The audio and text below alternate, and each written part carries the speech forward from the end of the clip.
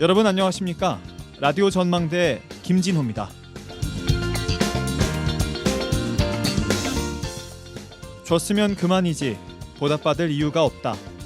내게 갚지 말고 사회에 갚으라. 오늘 퇴임한 문영배 헌법재판관에게 고등학교 2학년 때부터 6년 동안 장학금을 지원한 어른 김장하 선생의 말입니다. 훗날 김장하 선생도 모르게 마련한 깜짝 생일잔치에서 이 말을 되새기며 문영배 재판관은 눈물을 보였습니다. 처음 시작은 좋은 마음이었다 하더라도 지나고 나면 본전 생각나는 것이 사람의 마음이고 인지상정일 텐데 문영배 헌법재판관을 키워낸 김장하 선생의 그 큰 가르침이 새삼 여러 사람들의 마음을 울리고 있습니다. 퇴임을 앞둔 강연에서 문 재판관은 윤석열 전 대통령 탄핵 심판에서 관용과 자제를 적용했다고 했습니다. 야당에 적용되는 권리가 여당에도 적용돼야 하고 여당에 인정되는 절제가 야당에도 인정돼야 통합이라고 했습니다. 그러면서 비상계엄은 관용과 자제를 뛰어넘은 걸로 판단했다고 전했습니다. 어른 김장하 선생이 강조한 선순환, 선한 영향력의 정신에 더해 문영배 재판관이 말한 법률적 가치 판단의 기준이 된 정치권의 관용과 자제. 혼란스럽기만 한 정국 속에서 그 어느 때보다 뚜렷하게 보이는 기준과 가치라는 생각을 해봅니다. 오늘 라디오 전망대가 준비한 소식입니다. 지역 소식들 뉴스브리핑 통해 들어보고요. 세상에 이런 일이 YMCA 토론 이어집니다. 잠시 후에 돌아오겠습니다.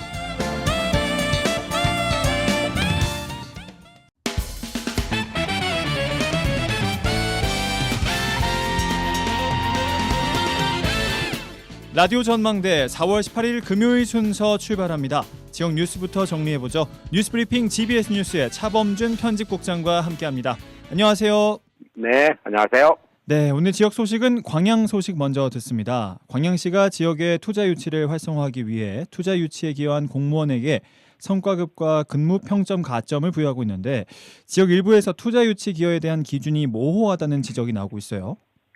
네, 광양시가 적극적인 투자 유치 참여 분위기 조성을 위해 투자 유치에 기여한 공무원들에 대해 투자 유치 성과급을 지급하고 근무 평점에 대한 가점을 부여하고 있지만 해당 혜택으로 인해 시 특정 부서 직원들이 무더기 승진 혜택을 받을 우려가 제기되고 있습니다. 네. 광양시의 투자 유치 공무원에 대한 가점 부여는 실제로 시의 투자 관련 특정 부서와 연관 부서 공무원들의 근무 평점에 대한 가점으로 이어지고 있는데 해당 부서 공무원들의 승진이 타 부서에 비해 월등하게 높은 것으로 집계되고 있습니다. 네. 광양시의 공무원 근무 평점 편중 현상은 지난 2023년과 지난해까지 이어졌는데 광양시 투자경제과와 투자 관련 연관 부서 공직자들이 올 1월 무더기 승진이 이루어졌다는 것입니다. 네. 문제는 현재 광양시가 광양시 기업 및 투자 유치 촉진 조례 제35조를 근거로 공무원들에게 인사상 우대 혜택을 주고 있지만 투자 실적 기준 적용이 실질적인 투자 실적인지 또 개인의 역량으로 인해 파생된 것인지에 대한 해석이 어렵다는 지적이 나오고 있습니다. 그렇군요. 관련 조례에는 투자 유치 공무원의 근무 평점 가점을 공장 등록이나 토지 매입 등 개인별 투자 실현을 합산해 가점을 부여하도록 하고 있는데 광양시의 경우 200억 원 이상의 투자 실적을 거두면 2.0에 상당하는 가점, 대통령상의 훈격과 같은 점수의 근무 평점을 줄 수 있도록 돼 있다고 합니다.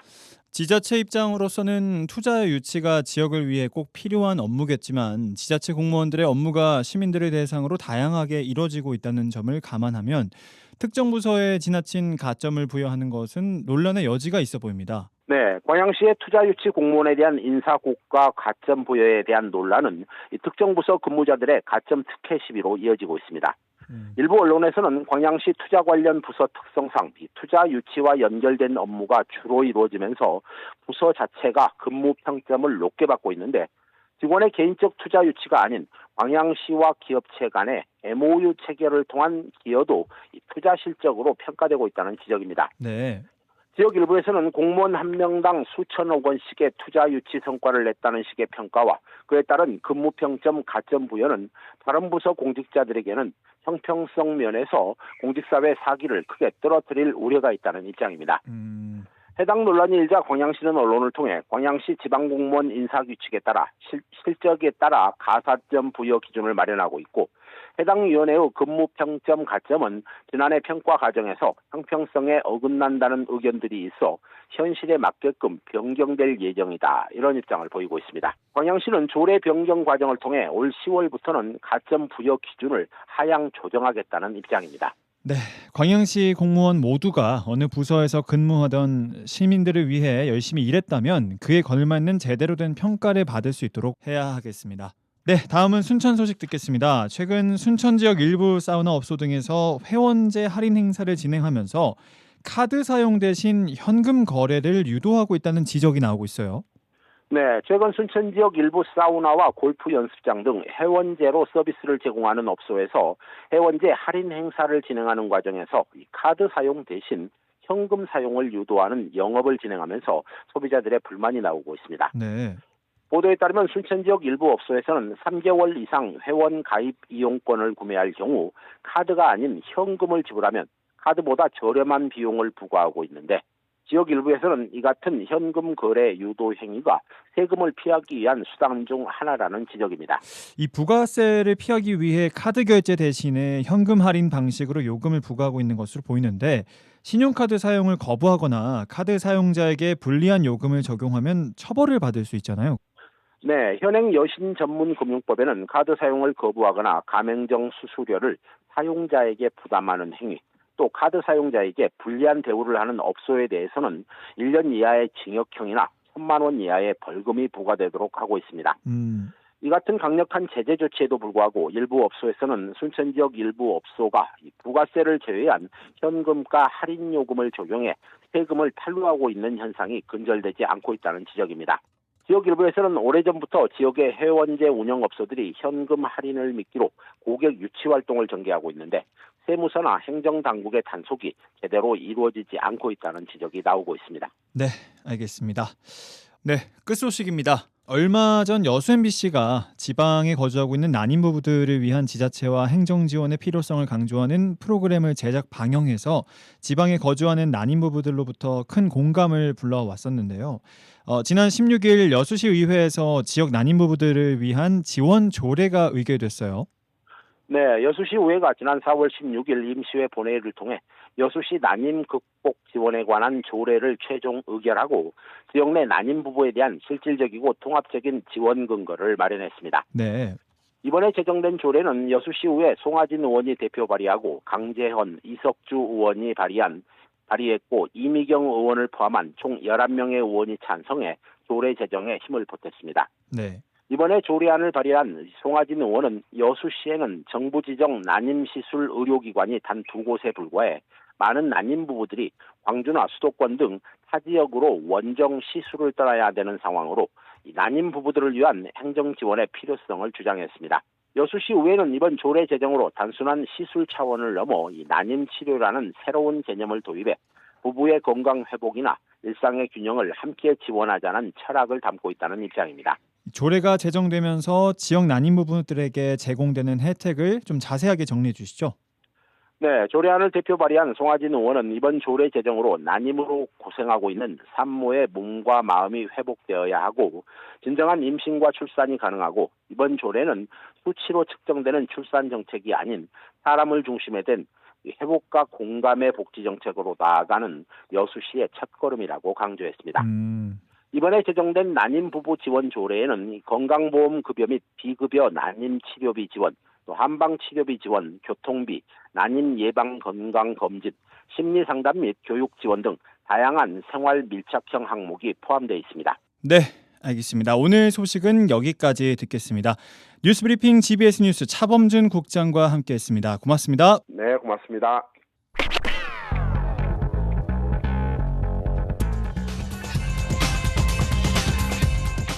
세상에 이런 일이. 이미지 리포터와 함께합니다. 오늘 세상에 이런 일이 주인공은 누군가요? 네, 안녕하세요. 반갑습니다. 저는 여수숲해설가회 산림복지 전문업을 운영하고 있는 최윤정 숲해설가입니다. 4월 중반을 지나면서 봄의 한가운데에 와 있습니다. 네. 봄꽃이 피고 숲은 우거지고 등산하기 딱 좋은 날씨 아닌가 싶어요. 네, 맞습니다. 이럴 때 가장 바빠지는 분들이 있습니다. 바로 숲 해설가인데요. 오. 네, 예전에는 이 지자체에서 숲 해설가 교육 등을 통해서 지역 인력을 양성했지만 이제는요, 산림청이 주관하고 자격을 발급하는 산림 교육 전문가입니다. 그래서요, 산림을 지속 가능하게 보전하고 지역민들에게 이 산림에 대한 올바른 지식을 습득할 수 있도록 안내하는 조력자 역할을 하게 됩니다. 산림청이라고 하는 정부의 기관 단체에서 산림 교육을 통해서 자격을 발급해 주는, 그래서 산림 교육 전문가라고 하는데요. 크게는 이 산림 교육 전문가 안에는 숲 해설가, 유아숲 교육 지도사, 등산길 지도사, 그리고 숲 치유 지도사, 나무 의사가 있습니다. 2010년 이후로는 산림 교육법이 바뀌면서 자격으로 전환이 되었거든요.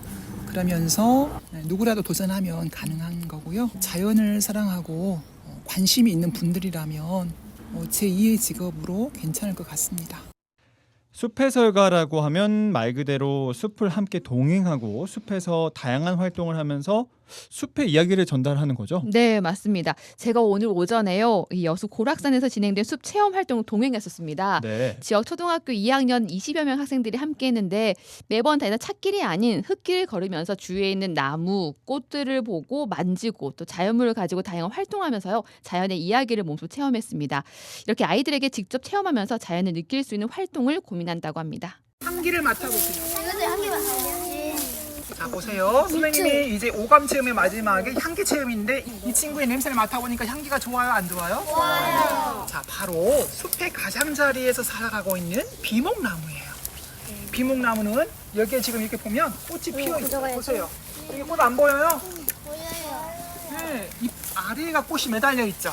자, 그래서 이번 주말 시간이 되면 부모님과 함께 고락산을 찾아주셔서 이 비목나무의 향기도 맡아보시고 여러분이 배웠던 것을 부모님께 한번 소개해 보세요. 알았죠? 자, 갑니다. 유아에서부터 그리고 성인에 이르기까지 전 국민을 대상으로 하는 숲 해설 영역이라서 조금 포괄적으로 광범위하게 다양한 대상자들을 만나고 있습니다. 어린 친구들에게는 숲의 생물 다양성을 들여다보는 것이 중요한데요. 간접적으로 체험하는 것보다는 직접적인 체험을 하는 것이 아이들에게 정서적으로나 사회적으로 신체적으로 도움이 될 것 같아서 오감 숲 체험을 주로 합니다. 그래서 종합적으로 보면은 신체적인 모든 활동이 감각적으로 이루어지겠는데요. 시각으로 식물을 살펴보고 후각으로 향기로운 식물들을 냄새를 맡고 그리고 다양한 소근육을 이용해서 자연물을 찾아와서 다양한 작품을 만들게 하고 직접적으로 아이들이 숲을 경험할 수 있도록 저는 안내하고 조력하는 숲 안내자, 숲 조력자 이 정도의 역할을 하고 있는 것 같습니다. 숲 해설은 자주 하시는 거죠? 이게 봄, 가을에는요, 매일 오전마다 수업 진행을 하는 거예요. 그러니까 여수 지역에 있는 학교마다 이걸 진행하는 겁니다. 각 학년, 각 반마다 한 반씩. 그러니까 거의 봄, 여름, 가을 경일 중에 겨울 빼고는 거의 대부분 다 하신다고 보면 돼요. 이 자연은 또 하루가 다르게 변화하잖아요. 네. 그렇기 때문에 숲 체험 수업을 위해 풀 한 포기, 꽃 한 송이도 허투루 보지 않으실 것 같습니다. 네, 최윤정 숲 해설가는요, 이 학생들이 주변에 피어난 제철의 풀꽃들을 무엇이든지 들여다보고 또 이 친구들이 계절마다 그 식물의 특성을 관찰할 수 있도록 안내하고 자극하는 것을 우선으로 하는데요. 그래서 이 수업이 있기 전에요, 늘 사전 답사를 해서요, 아이들이 가는 길목에 피어 있는 꽃, 또 그 뒤에 피어날 꽃, 나무, 풀 한 포기에 모두 지나치지 않습니다. 그런 노력들이 모여서요, 학생들의 호기심이 커지고 숲에 대한 사랑도 커져가고 있습니다. 무서운 바람이 꽃바람이라고 하는데요. 제가 꽃바람에 중독되어서 지금까지 달려온 건데요. 꽃바람이 왜 무섭냐고 한다면 계절마다 피어나는 그 들꽃들의 눈맞춤 그리고 들꽃을 보아야만 그 한 계절을 지낼 수 있다라는 그런 생각이 들어서 봄철이면 우리 주변에서 흔하게 볼 수 있는 뭐 제비꽃, 뭐 금창초, 그리고 개나리 이렇게 계절마다 피어나는 꽃들이 있어서 우리는 쉽게 지나갈 수 있지만 저 같은 경우에는 조금 더 눈여겨서 세심하게 보지 않나 싶습니다. 학교에 수업을 하기 전에 늘 사전 답사를 적어도 하루 전, 길게는 일주일 전에 다녀옵니다. 식물들의 성장은 밤새 다를 수가 있고요.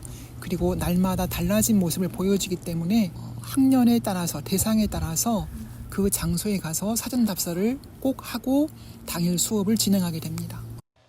매번 산을 오르고 준비도 많이 하는 데는 숲을 향하는 아이들의 발걸음과 초롱초롱한 눈망울을 보면서 보람도 느끼기 때문이겠죠. 네, 저도 오늘 같이 동행을 했는데요. 동행할 때 그 뒷모습을 굉장히 바로 보람되더라고요. 저는 뭐 아무것도 안 했는데 네. 아이들이 오늘 숲에서 나뭇가지, 뭐 예쁜 꽃들, 뭐 솔방울 이걸 주워서 꽃을 만드는 활동이 있었어요. 근데 네네. 아이들이 모차 제가 함께 찾아주긴 했는데 그러면서 너무 대견하더라고요. 또 그 자연을 보면서 이 산에는 어떤 나무가 있고 어떤 열매가 맺히겠구나 이런 걸 배우는데 저도 보람되는데 그걸 가르친 선생님 더 보람이 되겠죠. 그렇겠네요. 이 숲 체험을 통해서 풀의 이름을 배워가고 또 꽃에 대한 관심이 커져갈수록 이 숲 해설가라는 직업에 대한 보람이 커져간다고 합니다.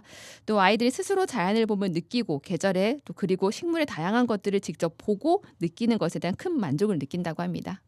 20명의 학생들이 전체가 다 관심이 있다라고는 볼 수 없지만 20명 중에 뭐 3명에서 5명이라도 자연에 관심이 있다라고 한다면 저는 오늘 이 활동을 통해서 아이들에게 숲의 가치라든가 이 숲이 주는 중요성들을 함께 깨닫고 배워가는 거라고 생각하기 때문에 좀 보람된다라고 생각이 되었습니다. 아이들은 꾸밈이 없고 가리는 게 없어서 자기들이 직접 보고 느끼는 것을 저에게 전달을 하기 때문에 저는 조금 내가 알고 있는 것들을 조금 더 덧입혀 주는 것일 뿐이지 아이들이 계절에 그리고 식물의 다양한 것들을 직접 보고 느끼는 것만큼 중요한 것은 없다고 봅니다. 우리 친구들이 알지 못했던 것 그리고 부모님이나 또 조부모 세대가 전해주지 못했던 자연의 숨어있는 매력들을 전할 수 있어서 제가 더불어 함께 즐겁습니다.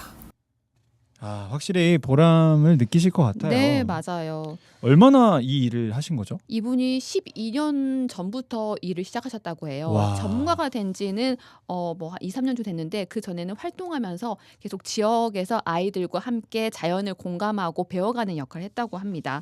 이 최윤정 숲 해설가는요. 일에 있어서 가장 먼저 사랑하는 마음이 중요하다고 얘기를 했어요. 그렇겠네요. 네, 내 일이라고 생각하기보다는 내가 가진 지식을 아이들에게 알려주고 또 자연의 매력 등을 함께 나눌 수 있다면 그 어떤 곳이라도 또 어떤 환경이라도 두렵지 않고 보람된 일이라고 얘기합니다. 네, 세상에 이런 일이 오늘은 숲의 이야기를 전하는 최윤정 숲 해설가 만나봤습니다. 오늘 또 고맙습니다. 네, 감사합니다. MBC 라디오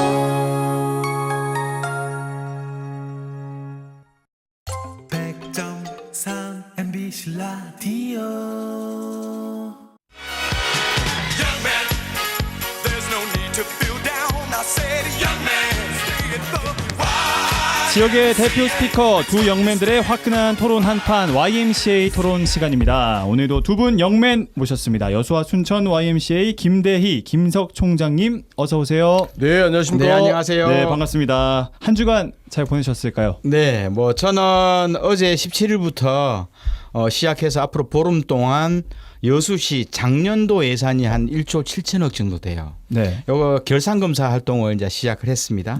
보통 우리가 결산검사라고 한다면 작년 1년 동안 여수시 의회가 승인해 준 1년 동안 여수시 살림살이가 제대로 집행이 되었는지 또 시의회가 정해준 예산을 잘 활용했는지를 결과를 보고 그 살림살이를 좀 평가하는 건데요. 네. 어떻든 여기 공인회계사나 뭐 세무사님들 여러 전문가들이 한 7명 정도 참여를 해서 꼼꼼히 내용을 뭐 들여다봅니다. 저는 민간 자본 보조 사업들하고요. 네. 그리고 예비비 그리고 5천여 개가 넘는 여수시 계약 관계 요 내용에서 결산 과정을 좀 살피고 있습니다. 상당히 바쁜 일정을 소화하신 것 같은데. 바쁜 것도 바쁜 거지만 네. 알바를 하고 있다는 뜻이죠. 그 수당이 짭짤하거든요. 네. 어떻게 한 주간 잘 지내셨을까요? 네, 저는 네. 그 월요일 날 광주전남 YMCA 협의회 회의가 있었고 네. 그다음에 순천 그 윤석열 퇴진 순천 시민 비상행동을 사회 대개혁 순천 시민 행동으로 이름을 바꾸고 전국적으로 진행하고 있는 그 뭐 제 정당과 네. 그 시민사회 어떤 이번 대선 대응에 대해서 순천을 이렇게 순천 시민행동으로 한다라고 하는 것을 좀 결정을 좀 하는 회의가 있었고 네. 그러면서 이제 5월 17일 날 토요일이거든요. 45주년 5.18 기념식입니다. 네네네. 이때를 굉장히 중요한 어떤 시민들의 민주주의 축제로 만들자 뭐 이런 결정을 하는 게 있었고 그다음에 지난 11주기였던 4월 16일 날 네. 4월 16일 날 6.15 그 합창단 그다음에 시민들 뭐 등걸 그리고 시인 그리고 많은 시민들이 나와가지고 4.16을 다시 추모하고 또 기억하는 기억식을 했고 거기에 이제 우리 고교 YMCA 친구들이 포스터를 만들었어요. 순천고 YMCA랑 강남여고 YMCA가 포스터를 만드는데 그 포스터를 본인들이 직접 이제 수업 시간이라 못 오니까 네. 제가 직접 들고 가고 YMCA 회원들이 직접 들면서 한 주를 좀 그렇게 보낸 것 같습니다. 두 분 다 제가 들어보니까 정말 바쁜 일정을 이 비상행동이 끝나고 소화하신 광장이 것 같습니다. 끝났는데도 더 그러니까 바빠지는 것 말입니다. 같습니다. 그렇습니다. 저희가 바로 주제 토크로 들어가 보도록 하겠습니다. 조기 대선의 막이 오르면서 각 광역 지자체들마다 지역 현안들을 대선 공약으로 반영시키기 위한 움직임이 빨라지고 있습니다. 전남에서는 75개의 정책 과제를 정했고요. 지역 국회의원들과 각 정당 관계자들에게 전달했다고 하는데요. 오늘은 이런 관련 내용들 한번 살펴보도록 하겠습니다. 먼저 전남도가 지역 발전을 위해서 대선 공약에 포함시켜달라는 정책 과제 75건을 포함했습니다. 건의했는데요. 건의 내용 혹시 살펴보셨습니까? 총평 한번 주시겠습니까? 김석 총장님. 네, 일단 좀 봤는데 제 1번이 국립국가대학 설립이기도 하고 그다음에 지금 현재 여수 특히나 산단 지역에서 굉장히 어려움을 겪고 있잖아요. 네. 그래서 석유화학 문제와 철강 산업에 대한 어떤 대전환이 좀 필요하다라고 하는 것도 좀 있고 그리고 전라남도가 윤석열 정부 이전에 굉장히 강하게 추진했던 것 중에 하나가 재생에너지 특히 네. 태양광 과 관련된 특히 그 신안 지역 내에서의 해양 태양광이랄지 해상 풍력 이런 것들을 좀 추진하다가 좀 잠시 좌초됐었는데 이런 것들에 대한 구체적 허브들을 좀 구체해달라. 그다음에 뭐 우주 발사체 관련된 문제, 그다음에 작년에 우리에게 굉장히 큰 아픔을 줬던 무한 국제공항의 뭐 여러 가지 뭐 이러저러한 문제, 그다음에 남해안 글로벌 해양 환경에 대한 문제랄지 굉장히 전반적으로 굉장히 좀 중요한 뭐랄까 75건의 공약 과제를 내온 건 맞는 것 같아요. 근데 그러나 좀 더 비중을 좀 뒀으면 했던 것들 중에 하나가 어쨌든 기후 위기이기도 하고 네. 또 동반해서 인구 소멸 관련된 어려운 위기 문제이기도 하잖아요. 그럼 결국은 뭐냐면 뭔가 자꾸 지금 전라남도가 75건의 공약을 내세운 것들이 어찌됐든 간에 우리 전라남도의 그 산업적을 역량을 좀 강화하고 증진시키고 살고 있는 주민들 또는 외부 유인들을 유입하겠다라고 하는 굉장히 좋은 공약 사항인 것 같긴 한데 네. 그 핵심이 무엇인가? 핵심이 무엇인가라고 하는 어떤 핵심 키워드가 좀 나열한 거 이외에 분명한 카테고리가 과연 이 도민들의 마음을 울리고 있는 건가? 그러니까 지역에 산적해 있는 예를 들면 민원거리들이 아닌가 이게 국가에 그 민원거리들 이외에 이 탄핵 국면을 종료하고 나서 그 전 대통령을 파면하고 난 이후에 새롭게 만들어진 대선이잖아요. 네, 맞습니다. 그럼 이 대선에 대한 성격이 뭔지를 명확하게 알아야죠. 결국은 내란 세력들에 대한 청산. 그러니까 묵은 규제와 과제와 그동안의 도민들이 어렵게 했던 것들은 무엇인지를 좀 개선하고 그다음에 풀뿌리 민주주의를 좀 강화하고 그래서 그런 걸 바탕으로 아까 말했던 것처럼 국립부대들 설립하고 막 이렇게 된단 말이에요. 근데 여전히 전라남도는 엘리트주의에 빠져 있는 것 같아요. 도민은 제외하고. 그러니까 본인들이 엘리트라고 생각하고 본인들이 결정한 것이 도민들의 공약이라고 좀 잘못된 생각을 하고 있는 거죠. 광장과 굉장히 이반된 그런 어떤 것이 아니겠는가. 그러니까 75건의 공약을 전체를 비판하고 싶진 않아요. 그러나 핵심 과제가 빠졌다. 이런 정도라고 한다면 내년 지방선거에서 민주당은 지난 보궐선거에서 조국혁 신당에게 한번 당명군수를 뺏긴 적 있잖아요. 네. 굉장히 심각한 도민들로부터 이반된 정치 결과를 나올 수도 있겠다. 너무 안일하다. 그런 생각을 좀 가졌습니다. 네, 핵심 사안이 좀 빠진 것 같다라고 의견 주셨습니다. 아니, 핵심 사안보다는 핵심 철학과 핵심 키워드가 빠진 것 같다. 핵심 키워드가 빠졌다. 네. 김대희 총장님 어떻게 보셨습니까? 예, 뭐 제가 보기에는 전체적으로 전라남도의 75개 대선 공약 예산만 해도 195조 원이 넘어요. 거의 200조 원 가까이 천문학적인 예산이 들어가야지 달성될 수 있는 영역인데 네. 전남 동북권 관련 내용이 없다. 전남 동부권 관련 75개 중에서 겨우 한 서너 개 정도 저는 확인해 볼 수 있어요. 물론 이제 석유화학 제철 산업 그 대전남 메가 프로젝트하고 우주발사체 산업융복화 클러스터 조성권하고 이수신대교 국가관리 요청 정도. 네네. 나머지는 전부 다 서부권 중심입니다. 그렇죠. 네. 이건 명확합니다. 이 된 거고 그리고 또 하나 두 번째로는 2025년 오늘 현재 전라남도의 미래 정체성. 현재 전라남도 당면하고 있는 문제와 향후 전라남도가 어디로 갈 것인가에 대한 정체성을 담아내는 공약은 하나도 없다.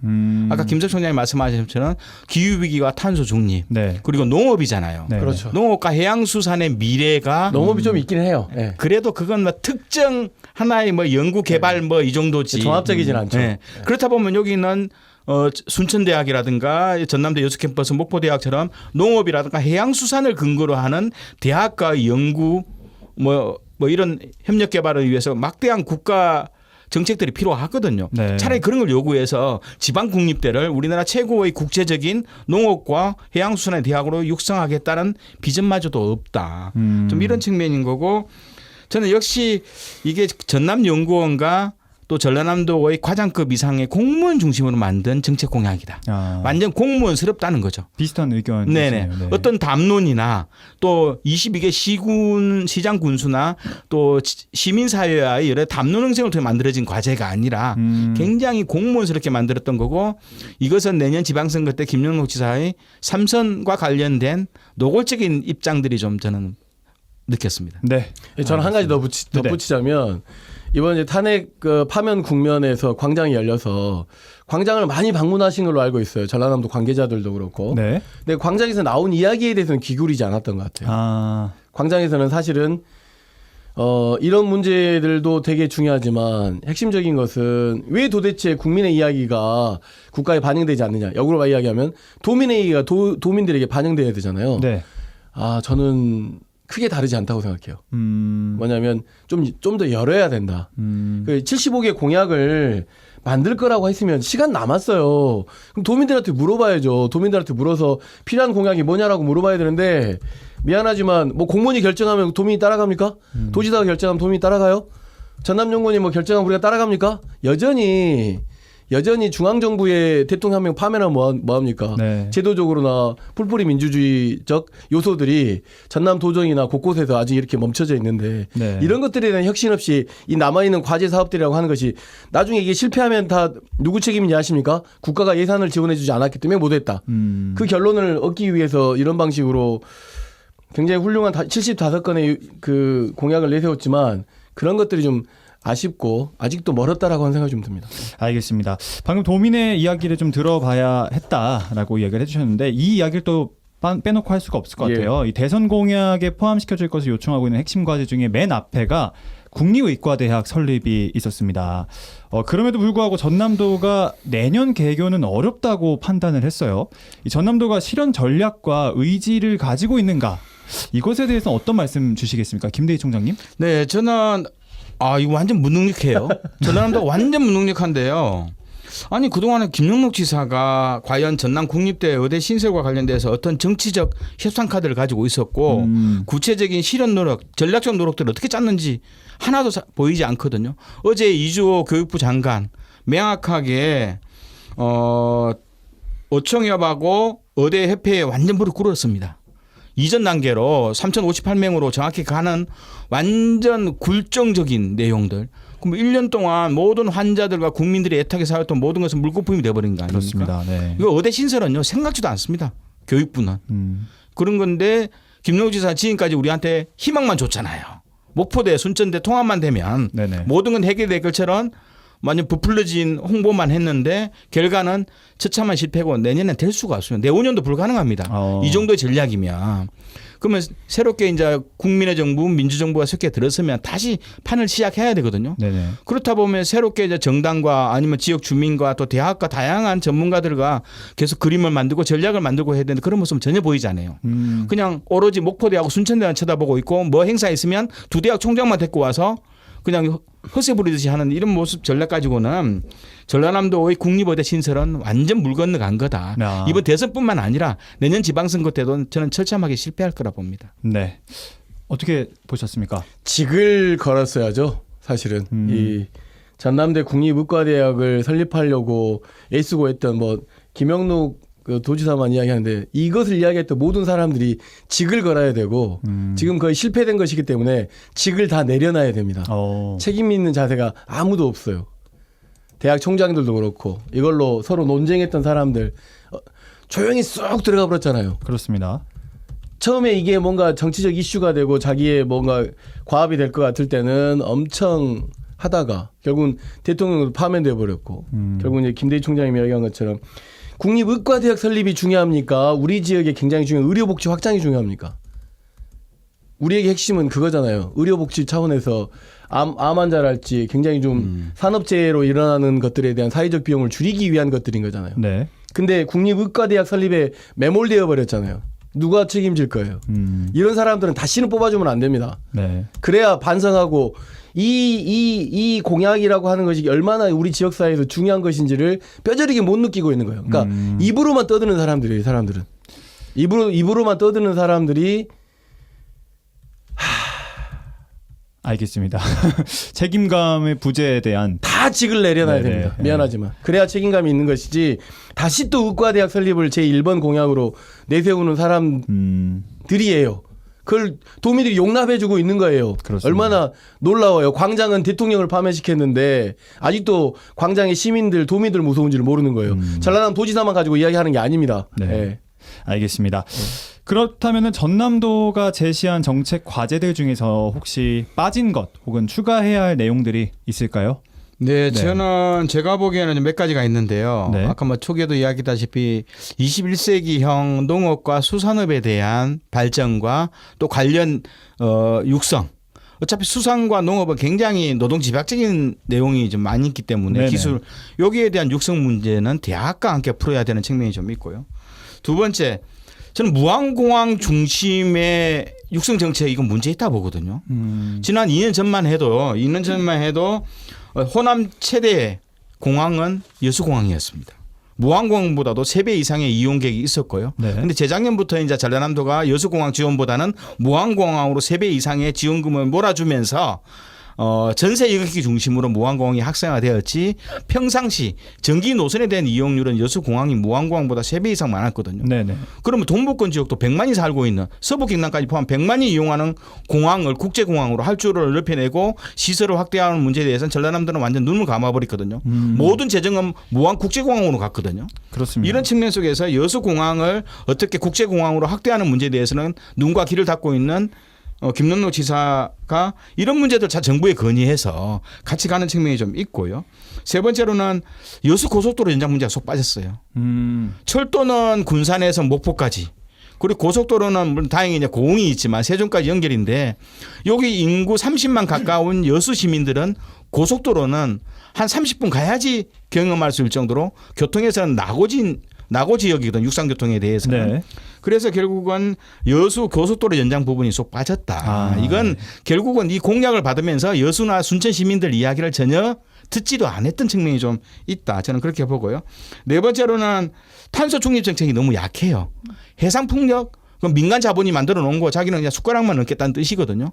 그러면 탄소 중립과 에너지 신도시라든가 뭐 재생에너지 여기에 대해서 지역의 대학을 육성하고 지역의 전문 맞아요. 기업을 육성하는 전략 비전이었고 이왕 만들어 놓은 뭐 해상풍력에 숟가락만 넣는 형태로 가는데 해상풍력이 이거 만든다고 해서 될 문제는 아니고요. 네네. 그리고 뭐 지역의 대학이라든가 중소기업들 우리 뭐 순천만 해도 다양한 바이오라든가 태양광이라든가 연료전지 관련된 중소 연구개발 업체들이 진짜 많더라고요. 이런 업체들 어떻게 육성해서 맞아요. 중소기업을 이끌어낼지 여기에 대한 비전들이 전혀 없는 것이 아쉬운 거죠. 네. 알겠습니다. 연결해서 이야기하면 이런 네네. 거죠. 방금 이야기해서 해상풍력 좋아요. 그런데 도민들이 원하는 건 뭐예요? 결국은 그 산업을 일으킨 사람들만 이익을 가버리는 게 아니잖아요. 그럼 우리에게 득이 되는 게 뭐가 있어요? 예를 들면 이 해상풍력을 통해서 1인당 도민들이 탄소 발자국을 얼마를 줄이고 또 1인당에게 얼마나 소득을 돌려주겠다. 이런 것들이 주도적이고 주체적이어야 되는데 너무 웃겨요.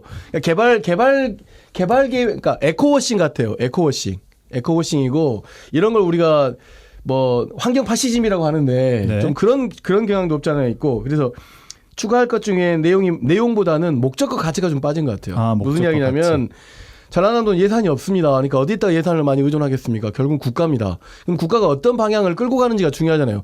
미안하지만 이번 대통령 선거에서 민주당 후보가 가장 유력해요. 그 민주당 후보가 내세우고 있는 공약이 뭔지를 봐야 되겠죠. 거기에 따라서 그런 내용들의 목적과 가치를 전라남도가 가지고 있는 성격과 붙여야 되겠죠. 네. 그러나 전체적으로 가지고 있는 이 75개 공약 중에 주도적인 게 없어요. 근데 따져놓고 보면 전라남도는 굉장히 주도할 수 있는 것들이 많습니다. 뭐냐, 농협. 그렇죠. 굉장히 고령화되어 있는 사회이지만 굉장히 돌봄이랄지 이런 문제들도 우리가 특화시킬 수 있어요. 네. 그다음에 그 빠져나가는 청년 문제를 교육 사업이랄지 방금 이야기했던 방식으로 새로운 산업으로 만들어낼 수 있어요. 또 하나 굉장히 큰 장점이 있어요. 민주주의 이런 것들. 그다음에 우리는 또 해양을 가지고 있습니다. 해양과 관련돼서 어떻게 진출해 나갈 것이 그것을 육성해 올 것이냐 가져올 것이냐. 그다음에 굉장히 중요한 이 전반적인 그 해상 풍력이나 뭐 이런 거 아니라 청정에너지를 전라남도가 이 산업에 굉장히 중요한 기반이 되겠다라고 하는 것을 어떤 기업이랄지 이런 사람들의 포커싱에 맞추는 게 아니라 도민 1인당에게 얼마를 돌려주겠다. 이걸 통해서 도 전반적으로 에너지 자립을 어떻게 형성하겠다. 이런 이야기가 보이지 않는 것이 답답할 따름이죠. 무슨 이야기냐. 계속 이야기하고 있지만 저도 박사과정에 있습니다마는 그 연구원들이 가지는 한계들이 있어요. 그리고 공무원들이 가지는 한계가 있습니다. 이건 제가 볼 때는 정말 해결할 이 공약을 75개를 실현하겠다라고 하는 게 아니라 75개 중에 몇 가지라도 좀 골라주세요라고 굉장히 반찬을 굉장히 넓게 나열해 놓고 여기 맛있는 반찬을 그냥 딱 이것만 딱 특정하게 딱 요거만 주면 되는데. 근데 이제 제가 보기에 목이 시어보네요. 목이 시어보. 근데 제가 보기에는 이제 특이한 것이 있어요. 네. 75개 공약 중에서 영암이죠. 영암하고 목포 중심으로 조선 산업이죠. 그죠? 네. 영암은 대형 조선소고요. 목포는 중형 조선소인데 요걸 국가적으로 전략을 하겠다. 그러니까 서부권 지역은 조선 산업 가지고 앞으로 먹고 사는 기반을 조성하겠다는 내용이 깔려 있거든요. 네. 근데 동북권 지역은 율촌 산업단지라든가 물론 이제 여수나 광양 국가산업단지 말고도 일반 산업단지가 많거든요. 네네. 율촌이나 해룡 이런 거 보면서 이런 것은 어떻게 기계라든가 우주 항공을 뒷받침해 줘야 되니까요. 네. 기계 산업이라든가 다양한 자동차 조립이라든가 이런 거에 대한 비전 자체가 없어서 좀 너무 서부권 중심의 집중적인 정책 공약 대안이 너무나도 좀 아쉬운 측면들을 확실히 느꼈습니다. 이제 저는 이제 이런 이야기 우리 하잖아요. 네. 그럼 제 양반들이 우리한테 이럴 수 있어요. 그럼 너희들이 한번 짜봐라 그래요. 그럼 돈을 우리한테 주면 돼. 돈을. 무슨 이야기냐. 국민들이 선출직 공직자로 선택을 했고 국민들의 세금으로 월급 받고 있는 사람들이 이 정도밖에 내세우고 있지 못하고 전반적으로 흘러가고 있는 국가적 흐름이랄지 대세랄지 내산세를 청색에너지에 대한 문제, 사회 대개의 과제에 대한 이야기들이 광장에서 쏟아져 있는데 그걸 수렴할 수 없다라고 하면 그 직을 내려놔야 된다니까요. 차라리 월급을 그 돈을 우리한테 줘보세요. 우리가 리포트를 만들어 드릴게. 그러면 그런 방식으로 많은 주민들에게 국민들에게 도민들에게 제안을 했으면 얼마나 좋았을까요? 여기 네. 이제 이런 이야기도 나옵니다. 관광문화 휴양 사업 중에 뭐 제2선수촌 건립이랄지 2031년 뭐 국제정원 박람회 뭐 이런 이야기도 나오는 그런 건 아이디어들이죠. 네. 아이디어들인데 중요한 것은 공약이고 정책이잖아요. 그러니까 이곳에 전라남도가 이번 대선에서 이건 반드시 해야 된다라고 하는 것들을 국립의대 이외에는 보이지 않는 것도 좀 답답한 측면이 있다라고 하는 것이고 이 공약을 폄하하려고 하는 문제가 아니라 네. 목적과 가치가 도대체 어디에 있느냐 네네. 이걸 좀 한번 다시 좀 되돌아보셨으면 좋겠어요. 알겠습니다. 정책 과제들의 보완 사항에 대해서 한번 이야기해봤습니다. 다음으로 이번에 탄핵 집회 주축이 된 분들이 이제 청년들과 대학생, 청소년들, 이른바 응원봉 세대들이라고 하고 있는데요. 대선 과정에서도 이 목소리가 작용을 해야 할 텐데 이 부분은 어떻게 보고 계십니까? 뭐 제가 보기에도 어떻든 각 정당은 이제 각 뭐 기존 정당 내 청년위원회라는 네. 공식 조직을 통해서 만들겠지만 저는 이왕이면 정당의 공식이 좀 평소에 듣기 때문에 저는 거리로 나가야 된다 봐요. 대선 후보들은 각 당에 이게 뭐 여야를 떠나서요. 진짜 대선 후보에 나오는 사람들이라면 당 조직을 동원해서 일반 청년들 만나야 된다. 뭐 안정적인 뭐 청년층은 굉장히 불안한 노동의 조건, 불안한 경제적 상황에 놓여 있는 이 불안성에 놓여 있는 청년들을 무엇 때문에 그리고 어떻게 해결해야지만 이 불안성을 없앨지 좋은 일자리 어떻게 만들어낼지 여기에 대한 가감한 이야기를 좀 들어야 된다. 직접 들어야 된다. 예, 들어야 되는 거죠. 그래서 결국은 기존의 청년위원회뿐만 아니라 또 이런 이야기들을 듣는 과정 속에서 올바로 의사를 표현하고 또 대안을 같이 만들어내는 청년이 있으면 저는 가감히 인재 육성해야 된다. 가감히 당외 인사로서 받아들여서 당의 중요한 정책 과정과 아니면 지방선거라든가 또 뭐 우리가 정치 권력을 잡으면 청와대든 어디든 뭐 다양한 정무적 인재로서 판단 들어와서 그 생각들을 그대로 실현화시키는 내는 과정으로 저는 인재 모집을 좀 해야 된다고 보는 겁니다. 네, 알겠습니다. 네, 저는 일단은 뭐 윤석열 정부 안에서의 그 웬만한 모든 거버넌스 다 깨져버렸거든요. 네. 그러니까 그게 뭐 우리 전라남도나 이런 곳도 뭐 살아있지는 않은 것 같아요. 그러니까 여기 청년 정책들은 대단히 중요한 청년들과의 거버넌스가 좀 필요하다고 생각하고 네. 공론 관여이 좀 필요하다고 생각하는데 이번에 제가 광장에서 만난 청년들은 대체적으로 대의보다는 생활정치에 가깝습니다. 무슨 이야기냐면 이번 그 비상계엄을 본인들의 일상을 빼앗기 때문에 광장에 나온 친구들이 많거든요. 네네. 그렇기 때문에 이 생활 정치에 대한 이야기들이 좀 굉장히 좀 많아야 된다. 근데 청년들이 내세우고 있는 이야기가 뭐냐? 기후에 관련된 이야기가 상당히 많습니다. 기후 위기 시대 정말 대한민국의 비전이 있는 거냐? 그럼 내가 아이를 놓고 사는데 그 기후 위기가 계속 반복된다고 하면 우리 아이가 커가야 될 세상은 과연 안전한 거냐? 이런 질문들이 많은데 또 그다음에 젠더에 관한 문제, 차별에 관한 문제, 교육비 관련된 문제, 주거권에 관련된 문제. 그다음에 굉장히 중요한 거. 최근에 여성들 같은 경우에 디지털 표현에 대한 자유. 예, 뭐 딥페이크 막 이런 문제 있잖아요. 네네. 이런 것들에 대한 이야기들이 좀 쏟아져 나오기 위한 어떤 청년들만의 아주 자유로운 공간을 저는 만들어준다고 생각해요. 네. 그래서 청년들의 이야기를 대통령 후보들이 좀 수용하는 방식으로 그래야 앞서 이제 김대중 총장이 이야기했던 어떤 취업에 대한 불안, 그다음 미래에 대한 불안감, 굉장히 불안감이 많이 쌓여 있거든요. 뭐 아나운서님도 네, 그렇죠. 그러셨지 저도 않습니까? 청년, 네. 그런 불안감들을 대한민국 국가가 일부는 해소하기 위한 노력이 있다. 이런 안정감으로 좀 감싸줄 필요가 있지 않느냐라고 싶습니다. 네, 알겠습니다. 자, 다음으로 또 이제 비상행동이 추진하고 있는 사회 대개혁의 구체적인 의제에 대해서 좀 알아보려고 하는데 이 의제와 대선 공약화 어떻게 돼가고 있습니까? 뭐 청년 공감 버스라든지 뭐 등등 어떻게 생각하고 계셨는지 김대희 총장님. 네, 저는 핵심은요. 청년뿐만 아니라 4, 5, 60대 모든 사람들이 어렵습니다. 그죠? 핵심은 그거라서 네. 결국은 이 청년뿐만 아니라 중장년들도 불안한 노동, 불안한 수입은 가장 제1의 문제고요. 네. 두 번째로는 결국은 그럼 우리나라의 한 30% 정도가 자영업입니다. 다른 네. 나라에 비해서 굉장히 많은 자영업은 몰락했고 지금 죽음을 건 경쟁을 하고 있는 상황들 그리고 집값 폭등으로 결국은 주민들의 주거 불안 문제는 상당히 심각한 문제고 네네. 또 우리가 그럼 나이 들어서 60, 70대면 노인층의 빈곤 문제 이런 다양한 민생 문제가 존재하고 있거든요. 네. 여기다가 저는 이러한 문제에 아까 김석 총장이 이야기했던 정의와 평등, 인권, 차별 절패 뭐 이런 가치들을 민주주의적 가치를 어떻게 덮어씌울 것인가 하는 문제. 이것이 바로 저는 다시 찾는 민주정부, 다시 찾는 국민정부의 공약의 핵심이 돼야 된다. 그런 거죠. 그러려면 더욱더 많은 사람들과 계속적으로 만나내는 과정. 아마 보다 더 이렇게 다양한 국민의 각 계층과 각 부분을 만나내는 정당이 이번 대선에 승리할 거라 봅니다. 아, 네. 당의 풀뿌리 조직이 이런 사람들과 가장 밀접하게 모여있는 정당이 내는 후보가 이번 조기 대선에서는 99.9% 당선될 거라고 저는 확실합니다.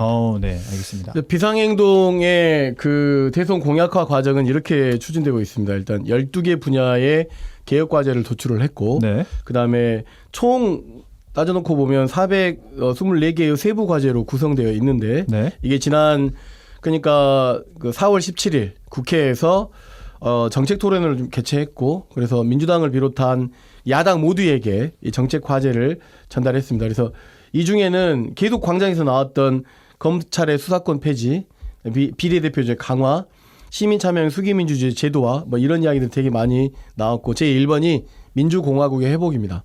그다음에 정의로운 경제와 민생, 뭐 평화주권 역사정의 실현, 기후위 대응과 뭐 생태사회의 전환, 돌봄 중심 사회 구축, 좋은 일자리와 보편적 노동권 보장, 생명과 안전보호, 성평등과 인권 증진, 언론정보통신 문화의 공공성 강화, 그다음에 식량 주권 확보와 지역 활성화, 교육과 청년의 삶의 질 향상, 헌정 질서 회복 이런 것들이 광장에 쏟아져 나온 이야기거든요. 네. 저는 이 정책이 이 나와 있는 과제가 이번에 대통령 후보에게 중요한 정책 아젠다가 되고 정책 공약가 될 거라고 봅니다.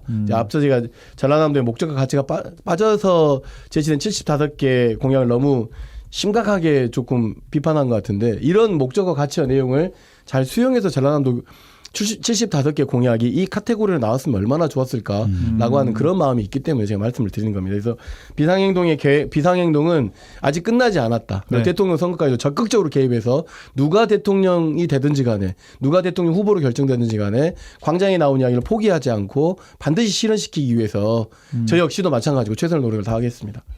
네, 알겠습니다. 마지막 질문인데요. 민주당과 조국혁신당 등 야5당이 대선 공약으로 사회 대개혁을 추진하자고 공동선언을 했습니다. 공약이 그야말로 빌공짜 공약이 되지 않기 위해서라면 광장이 해야 할 것들이 뭐가 있을지 간단하게 1분씩만 듣도록 하겠습니다. 네, 저는 어떻든 이게 사회 대개혁에서 제안했던 이런 다양한 사회 대개혁 요구 조건과 관련되어서 저는 끊임없이 이야기를 해야 된다 봅니다. 대선 과정은 물론 사람이 모여서 주장을 하는 것은 선거법과도 밀접한 연관이 있지만 네. 저는 이건 과감하게 뭐 어떻게 보면 새로운 혁명정부를 만들 정도로 민주주의된 가치가 높은 시기의 선거이기 때문에 선거법과는 관계없이 자유로운 요구와 바램을 하고 그것을 하겠다는 정당들은 가감히 박수 쳐주는 유권자의 모습들을 지켜가는 저는 이번 대선 과정이 돼야 된다고 보고요. 네. 그리고 더불어민주당 뭐 가장 큰 정당뿐만 아니라 이왕이면 합친 5개 정당 중에서 가장 그 일을 앞으로 정권을 잡으면 누가 잡을지 모르지만 정권을 잡으면 그 일을 가장 잘할 수 있는 정당의 주요 지도자들을 그 일을 맡겨보는 과정으로 가야 된다. 뭐 우리만 독식하겠다가 아니라 환경과 노동은 누가 잘하겠다. 당신 정당 사람이 잘하겠다. 이건 복지행은 당신 정당에서 인물들을 구성해서 합시다. 이러한 연합정부, 연립정부의 개념까지도 갈 각오를 하고 이런 공약들을 국민들의 바닥의 요구들을 받아주는 이런 과정으로 저는 갔으면 좋겠다 봅니다. 네. 국민 내각 뭐 이런 거. 저는 이제 좀 다른 것이 내란이 끝난 것 같잖아요. 네네. 대행들의 활동을 놓고 보면. 그래서 이번 대통령 선거는 정권 교체를 바라는 국민들의 요구도 있고 새로운 대한민국을 바라는 어떤 계획의 요구도 있어요. 또 한편으로 내란 세력들이 다 완전 청산에 대한 이야기도 있죠. 그렇기 때문에 말씀하셨던 것처럼 민주당, 조국혁신당, 야당과 야당 모두가 5당과 함께 네. 공동 선언도 한 것이 이행될 수 있도록 저희는 철저하게 이 이행에 대한 요청도 하겠지만 네. 감시도 하게 되고 단순히 이걸로 끝나는 게 아니라 굉장히 중요한 정치 이행에 대한 플랫폼으로 좀 전환하기 위한 노력들을 네. 모두가 다 해야 된다. 모두가. 알겠습니다. 예. 네. 알겠습니다. 여기까지 듣도록 하겠습니다. YMCA 토론 여수와 순천 YMCA 김대희, 김석 총장님 두 분과 함께했습니다. 오늘도 고맙습니다. 네, 감사합니다. 네, 감사합니다. 여수 MBC 라디오 전망대 4월 18일 금요일에 준비한 내용 여기까지입니다. 이번 주 고생 많으셨습니다. 저는 다음 주에 뵙겠습니다. 구성 이선화, 진행의 김진우였습니다. 고맙습니다.